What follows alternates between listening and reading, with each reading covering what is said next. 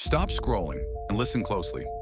This is Chris Mellon, former Deputy Assistant Secretary of Defense for Intelligence. He's briefed presidents, handled top-secret programs, and now he's talking UFOs. This isn't some wild theory. It's testimony from one of the highest-ranking insiders we've ever heard from. From time immemorial, our forebears have gazed at the night skies, wondering if we are alone in the universe. Remarkably, a handful of early thinkers, including the Roman philosopher Lucretius and the Renaissance scholar Giordano Bruno, recognized that the cosmos must contain other worlds with intelligent beings. Writing nearly a century before Christ's birth, Lucretius stated, quote, "All this visible universe is not unique in nature, and we must believe there are in other regions of space, other worlds, other beings, and other men." Today, thanks to modern astronomy and the discovery of exoplanets, we know the sheer vastness of the cosmos makes the prospect of other inhabited worlds not only plausible, but a statistical certainty. One recent estimate concludes the odds we are alone in the universe are less than one chance in 10 billion trillion. Another recent estimate suggests that we share the Milky Way with over 10,000 alien civilizations, most far older and more advanced than us. In short, it seems inevitable that alien civilizations have arisen elsewhere and are as abundant, diverse, and sophisticated as anything imagined by the authors of science fiction. Consequently, although the title of this conference, "We Are Not Alone," may sound sensationalistic, it actually expresses a view shared by most astronomers. Distant alien life would be of purely theoretical interest if there was no prospect of interacting with these civilizations. However, there is a large and growing body of evidence indicating that at least one alien civilization has found Earth and is monitoring us, perhaps even seeking to influence the trajectory of our development. Reputable military accounts of unidentified anomalous phenomenon, UAP, date back to at least World War II. The historical data includes hundreds of thousands of documented UAP reports, many involving multiple witnesses and radar and other sensor data. U.S. fighter pilots have testified under oath before Congress about encounters with intelligently controlled vehicles, demonstrating performance characteristics we do not understand and cannot emulate. There are military videos corroborating some of this testimony, as well as radar and signals intelligence data. In a refreshing act of candor, Dr. John Kozlowski, who presently leads the U.S. government's UAP investigation, recently stated, quote, "UAP are real. We've received 1,600 cases. These are interesting cases that, with my physics and engineering background, I do not understand, and I don't know anyone else who understands them either," end quote. It is important to recognize that the intelligence controlling these strange craft might not be biological. Dr. Stephen Dick, former NASA chief historian, is among those who believe artificial intelligence may be the dominant agent in vast regions of space.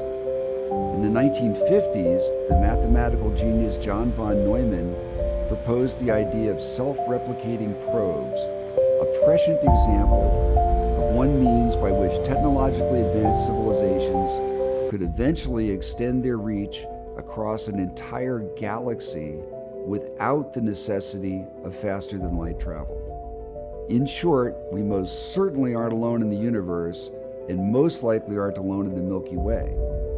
The crucial question, then, is whether there is a connection between the UAP we are detecting and any of the alien civilizations that have undoubtedly arisen on numerous occasions over billions of years elsewhere in the galaxy.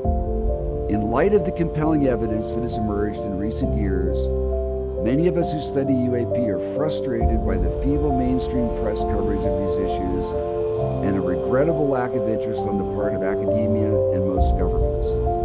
It is, after all, hard to conceive of an issue with more profound or far-reaching implications. How many people today are aware that the U.S. government, confronted by evidence it could not deny, has reluctantly acknowledged the reality of UAP? How many are aware that decorated Navy aviators have testified under oath before Congress about encounters with vehicles they believe are of alien origin? How many people are aware that a former intelligence officer swore under oath in live testimony before Congress that the U.S. government has actually recovered non-human technology? Why isn't the public clamoring for more information regarding these sensational claims made by brave, highly educated, and reliable military personnel? What makes this situation even more ironic and surprising is the exceptional global popularity of fictional accounts of alien life. For example, the top 3 highest grossing films of all time feature aliens. Today, Star Wars has some 16.8 million followers on Instagram, and Marvel Studios, which prominently features alien characters, has 69 million Instagram followers. By contrast, the Mutual UFO Network, MUFON, which investigates and catalogs UAP sightings and provides up-to-date UAP reports replete with photos and videos, has a mere 60,000 Instagram followers. The math shows that for each MUFON follower on Instagram, there are roughly 20,000 Marvel fans. This disparity between the public's insatiable appetite for fictional alien narratives and its relative disinterest in accounts of UAP is itself a fascinating topic.